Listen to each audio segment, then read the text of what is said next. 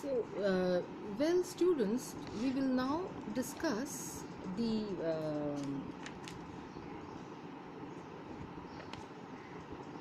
polarization of light. Like, how do we really change over from one kind of polarization to another kind of polarization?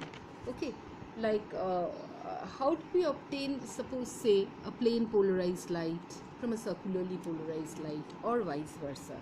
How? What are the what is it that we use to do so? Okay, so basically, what we do over here, we use a quarter wave plate, okay, a birefringent crystal, a crystal which follows birefringence. Okay, what are the crystals? You know already: tourmaline, quartz, calcite. These are the crystals which follow birefringent. Now, one such birefringent crystal we cut into a plate called quarter wave plate. A quarter wave plate is QWP. Okay, so it is a thin plate of birefringent crystal having the refracting faces parallel to the direction of optic axis. Okay, so the thickness is adjusted so that it produces a quarter wave path difference between the E ray and O ray, which is propagating through the crystal. Now, as you know, when wave propagates through any crystal, it gets broken up into E ray and O ray. So there will be a path difference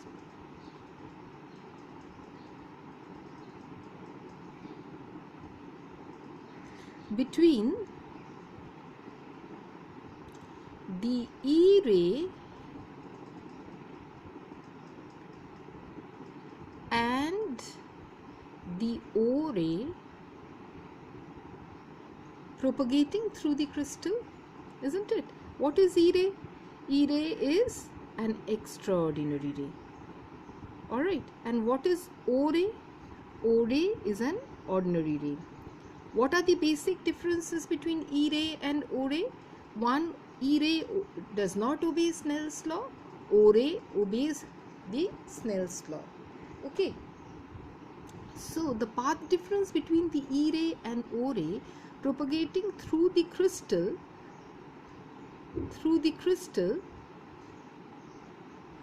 is lambda by 4, and that is why you call this birefringent crystal a quarter wave plate.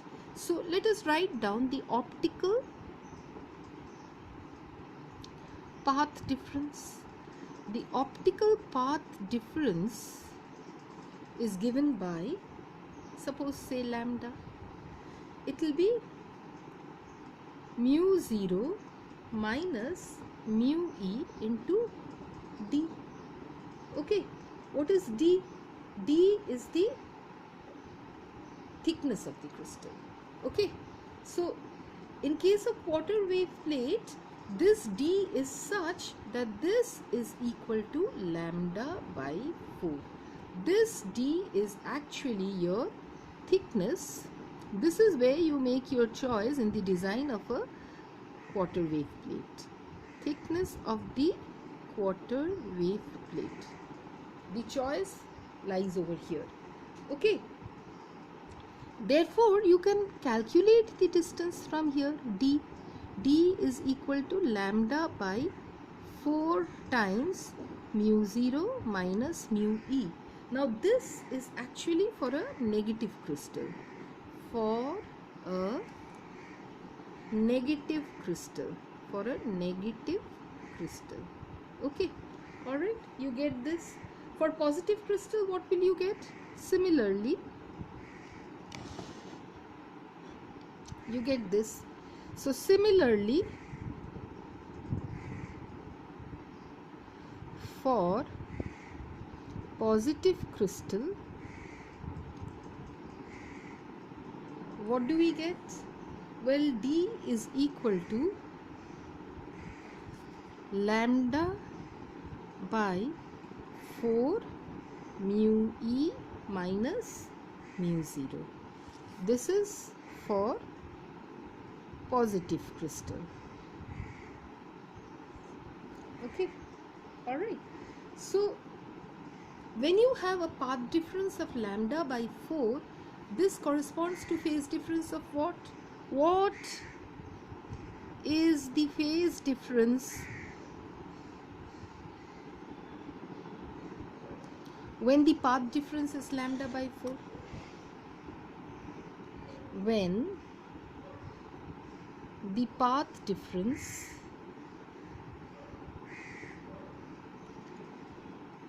is lambda by 4, what is the phase difference? It is how much? 90 degrees, isn't it? It is 90 degrees. Alright, it means, what does it mean? A quarter wave plate introduces a phase difference of 90 degrees between E ray and O ray. So if a phase difference of 90 degrees is produced, then superposition of these two rays will produce what kind of light? A circularly polarized light, isn't it? So a phase difference of 90 degrees is produced between an E ray and an O ray. So superposition of these two rays will produce what? Therefore, by a quarter wave plate, what will you get? In the output of the quarter wave plate, you will get a circularly polarized light. Okay, is it all right? So, well, therefore, that question for assignment, you have to do how to produce elliptically and circularly polarized light, or what is the action of quarter wave plate on elliptically and circularly polarized light. These are two different questions. Producing elliptically and circularly polarized light, and what happens when an elliptically or circularly polarized light is incident on a quarter wave plate. Okay, so these two questions are for your assignment. Now, apart from quarter wave plate, the another plate that we know of is called another kind of half a birefringent crystal can be designed so that we produce a plate which we call half wave plate. Okay, so a half